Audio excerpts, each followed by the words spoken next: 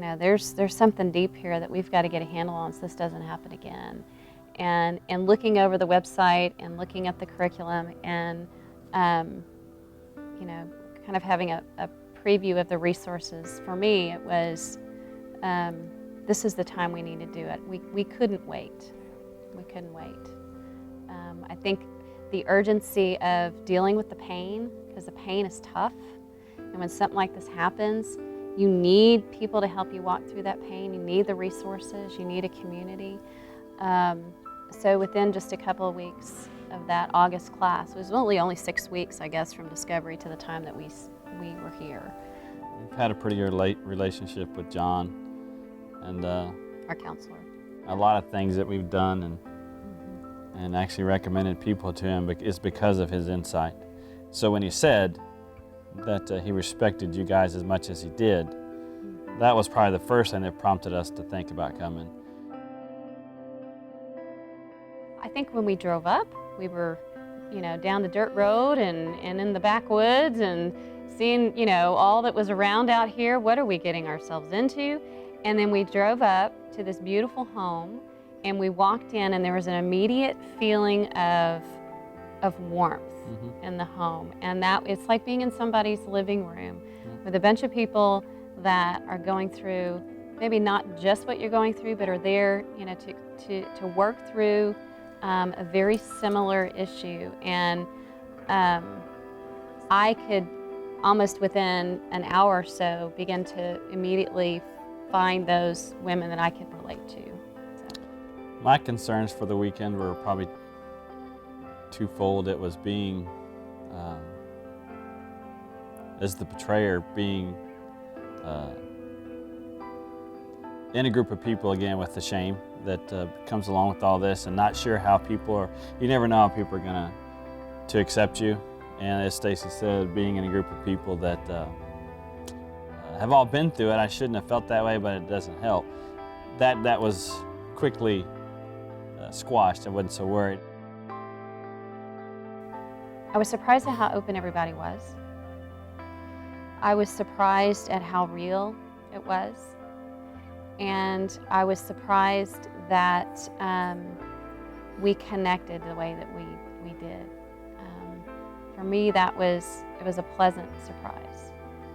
I think mine is similar. My surprise was going from not knowing anybody here and knowing the topics that were going to be discussed. All of that was surprising too. Some of the extraordinary events that occurred in people's lives that they're working through. And so I actually told one of the couples that it strengthened me to hear their story and to know that they're working really hard to make it better. And so the other surprise was the people that obviously we began to develop a relationship with, almost so much as we wanted to take some of them out and see if they could, if we had time to go out together, just to get to know each other on a different level even, outside of the more discussion clinical piece. But that was a surprise. I expected more of we were going to talk, we were going to engage a little bit, and then there wasn't going to be a relationship. But it developed really, really quickly. Gosh, I have so many takeaways. There's so many. I was writing feverishly over the last 3 days. One big takeaway for me was, as the betrayed, was it's not my fault. However, I recognized areas in the marriage that I needed to work on. The choices Mark made were not my fault.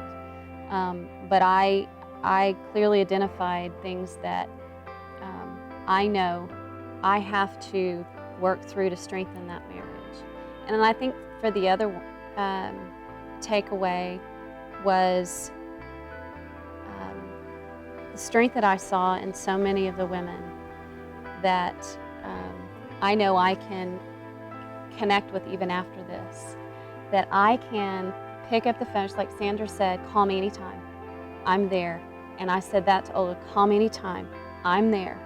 And that was almost, okay, if I need somebody, I've got somebody I can call. That was huge for me. Yeah, I think my biggest takeaway was focusing in on my vulnerabilities, when I am, because when we're together, and or we're in our house, we're in our town, there's just nothing there. It's me and my family. But when I've been traveling so much, there has been some vulnerabilities there, and so I need to not just practice a way out of certain situations. Was one thing I took from this is I need to be able to shut things down when they hit a certain boundary. The exit plan was huge. The exit plan, and then of course we have the travel plans in there. The resources that are provided are going to be something we can use going forward. I think one of the key things that I've learned is as long as you keep something in the dark is as long as it stays in the dark. When you can bring it into the light, it allows healing. And I didn't want it to stay in the dark any longer. Her being prepared for me to come home from a trip to tell her that, yeah, I bumped into somebody and we had this discussion that went in that direction. That would have been something I would have never thought about doing. But until this weekend, I don't think she would have handled that well. Now she knows that can be a huge tool for me to expose all that to the light and shut it down before it ever has a chance to kind of grow inside me in any other direction. And that's going to take a little work on my part, but it's also going to take some work on her part to be able to handle that.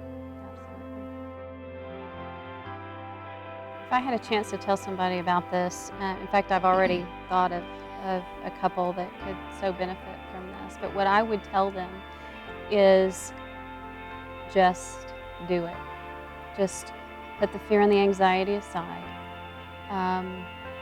and make the commitment, clear your calendar, and recognize that this is a tool that can help you move forward.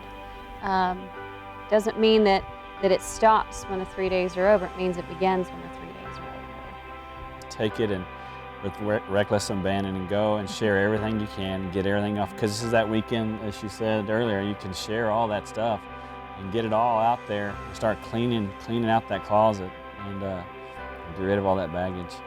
I think this was a safe place. This felt safe. Safe to talk, safe to share, safe to cry, safe to be real.